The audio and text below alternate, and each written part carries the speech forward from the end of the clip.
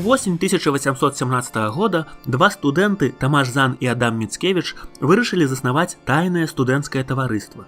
Мэтай суполкі стала ўзаемадапамога ў навучанні і творчасці, грамадская праца на карысць айчыне.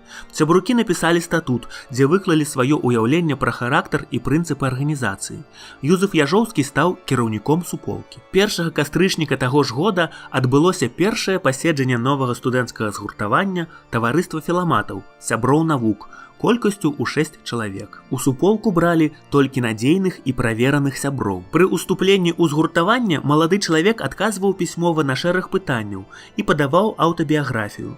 Да гэтага далучаліся рэкамендацыя ўдзельніка згуртавання і клятва выконваць усе абавязкі. У выніку такога адбору філаматамі станавілася выключна годная моладзь. Таксама філаматы вырашылі садзейнічаць па меры магчымасці усеагульнай асвеце, а праз асвету хацелі рыхтаваць грамадства да змагання за вызваленне радзімы, пра што ў статуце змаўчалі. Праграма суполкі была такая.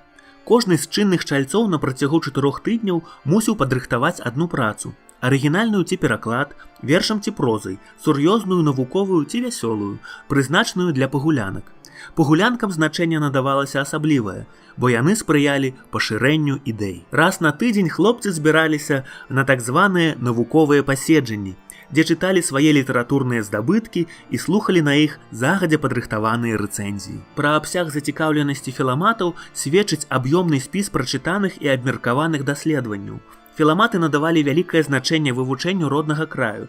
Акрамя вывучэння геаграфіі пэўных рэгіёнаў, філаматы бяруцца за стварэнне школ і падручнікаў. Тамаш Зан стварае адкрытае адгалінаванне суполкі пад назвай «Таварыства прамяністых». Зан патлумачыў сэнс прамяністасці так. Кожны добразычлівы і высокай маралі чалавек выпраменьвае святло і тым самым дабратворна ўздзейнічае на іншых.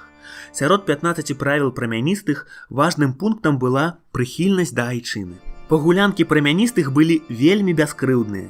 Мы бегалі па мураве, пілі малако, а хто-небудзь з весялейшых чытаў урывак са свайго твора. Ігнат Дамейка. Згуртаванне расло так хутка, што універсітэцкае кіраўніцтва спалохалася і загадала распусціць суполку. На месцы адкрытага таварыства прамяністых з'яўляецца таемнае таварыства філарэтаў. Узначальвае яго архіпрамяністы Зан. Галоўнай дзейнасцю становіцца навуковая праца. Нягледзячы на строгую канспірацыю, таварыства выкрылі. Чачот, Міцкевіч, Зан, іхнія сябры кінутыя ў турму, у былы уніяцкі кляштар. Юнакі вялі сябе годна, спявалі ў камерах, чыталі патрыятычныя вершы. Згодна з прысудам, 10 філаматаў і 10 філарэтаў назаўсёды высылаліся з роднай ім Літвы. Пасля разгрому таварыства філаматаў і філарэтаў, сябры гэтых згуртаванняў ужо ніколі не маглі збірацца разам. Параскіданыя па свеце яны ліставаліся, памяталі адзін пра аднаго і заўсёды адчувалі сябе чальцамі адной філамацкай філарэцкай сям'і, якой і заставаліся вернымі да канца жыцця.